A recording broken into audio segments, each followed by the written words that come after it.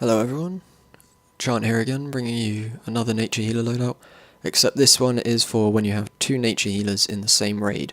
A lot of people don't like to run with two nature healers because obviously the spores overwrite, but I'm going to show you how you can get by that by tweaking your own loadouts.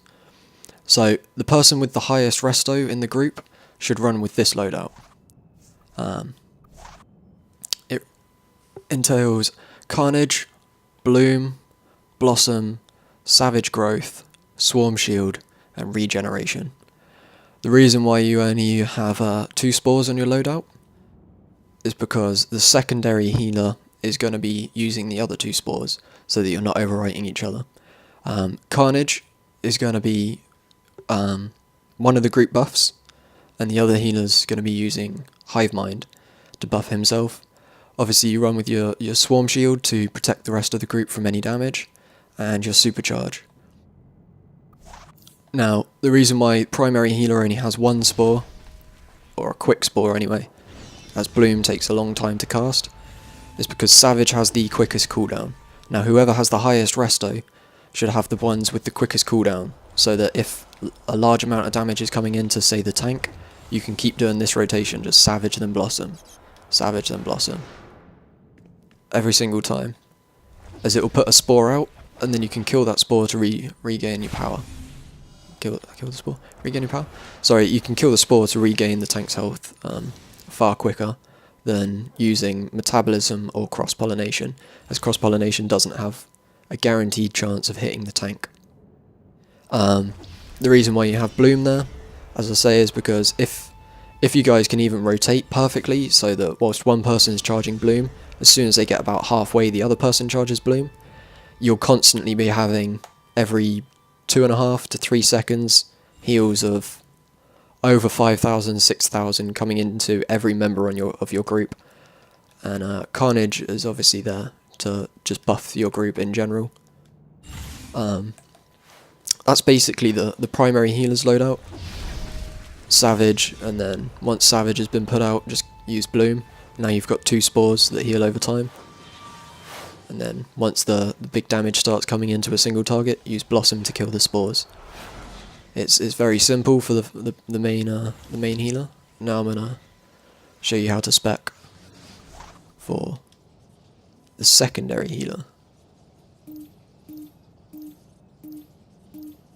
They need cross-pollination at the very bottom, and Bloom as well. They need metabolism, Swarm Shield, and Hive Mind.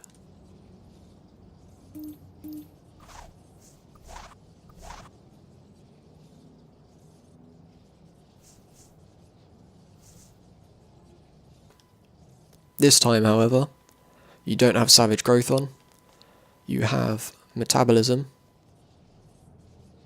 and Cross-Pollination. Now these are 2 different spores, so you constantly have at least 3 spores out.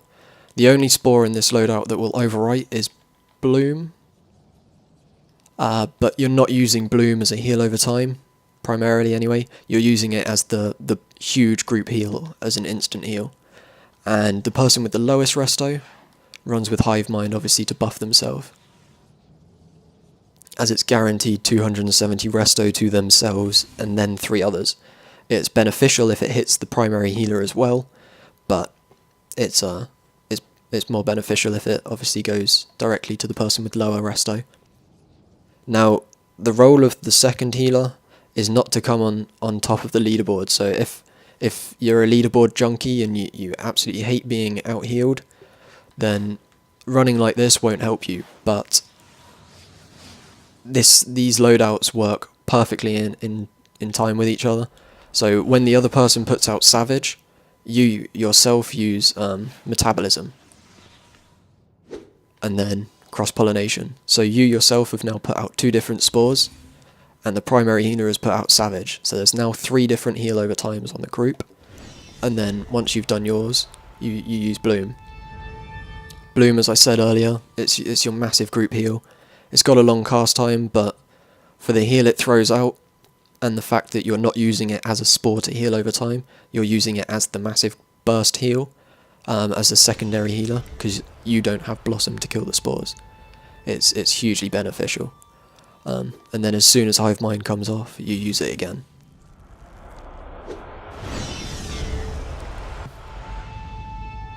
And then just keep using Bloom. And every so often top up Metabolism when you feel like it's gone. As soon as you see the primary healer use Blossom and remove all the spores, that's when you need to throw out both Metabolism and Crosspole. I wouldn't advise just continuously spamming Crosspole because there's not much use to doing that. If you're quite a power hungry person, then every time Metabolism comes off cooldown, use it, feel free. But it's not really beneficial.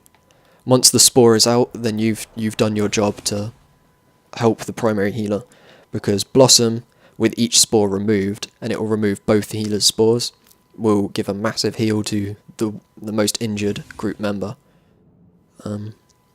Between these two loadouts, obviously you're running with both team buffs, so you've got constant extra resto, constant extra damage. You've got Bloom for your massive heal, and extra heal over time. You cover both all four spores, sorry, as you're using Metabolism, Cross-Pollination, and Savage Growth.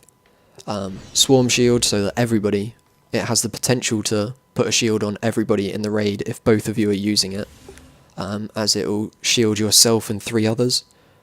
So if you're lucky enough for your shield to go on you and 3 people that aren't the same as the other healer's self and their 3 people, then you as I say, you have the potential to have all 8 people in the raid protected by a shield.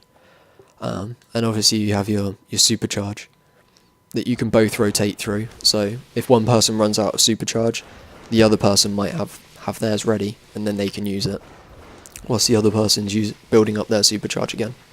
And it's really as simple as that, guys, because I've ran a couple of raids in the last few months where I've had to heal with another nature healer, and it's the most infuriating thing ever when they're sat on, say, 2000 resto, and they're overwriting all your spores, and you can see the whole group's dying because they keep killing the spores by using Blossom, or they're overwriting your spores with far weaker heal over time, and all sorts. If you use these loadouts, in the way I've explained, your raid should run as smooth as can be. There shouldn't be any problem.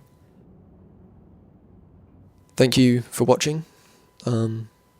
Like, comment, subscribe.